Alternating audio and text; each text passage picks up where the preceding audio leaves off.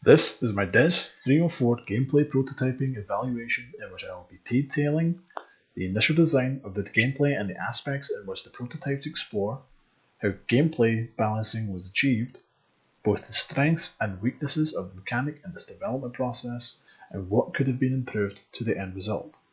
The video itself is to be no more than 10 minutes, so let's begin. My mechanic is a player-controlled projectile that moves only in straight lines. It can be stopped anywhere within the 3D environment to allow for the player to have free control on which angle they wish to continue the projectile to move in. As an added feature, I included a boost, which can be used within the environment as a way for the player to quickly navigate around as well as reaching places within the environment which would be impossible to get to. An example of such an impossible area would be the bulletproof glass found within level 5.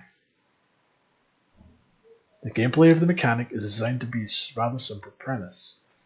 You must earn the highest amount of points by getting the various targets within the level without touching any of the solid objects within the level. These solid objects being the walls, barricades, and pillars.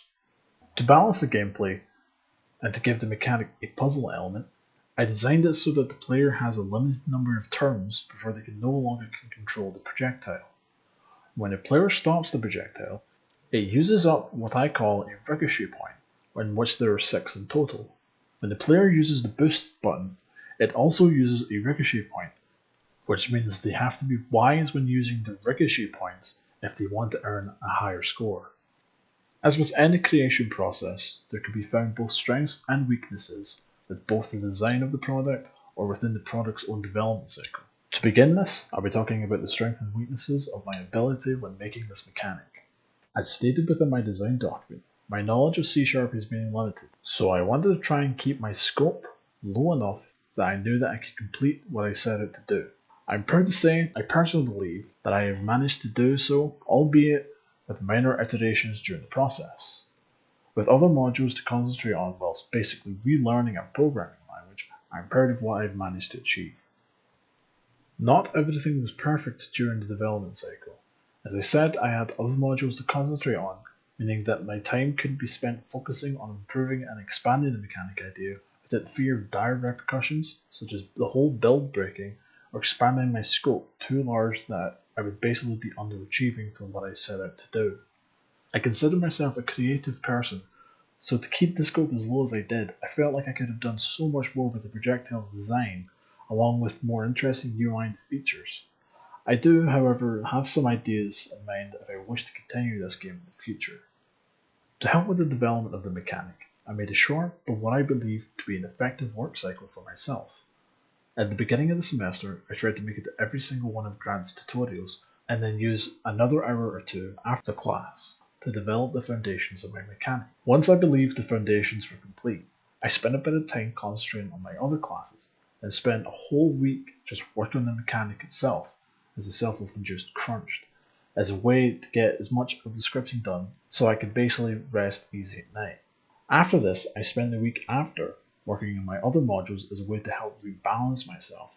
Then went back to the plan of going to each of the tutorials every week and spending an extra hour or 2 just working on the rest of the mechanic.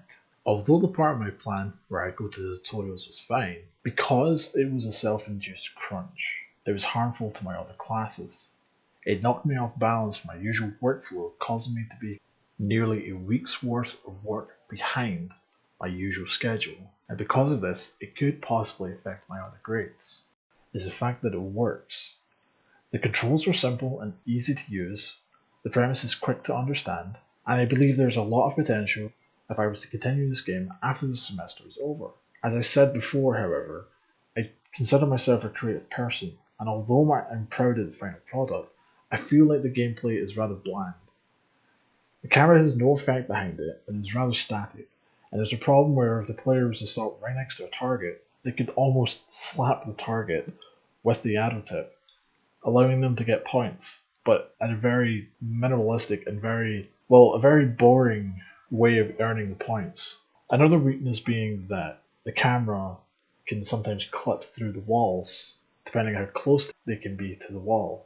This is an occurrence that can happen within level 4 since the player is moving through a cramped environment. However, it isn't too much of an issue, but I believe that it is enough to bring up in the evaluation.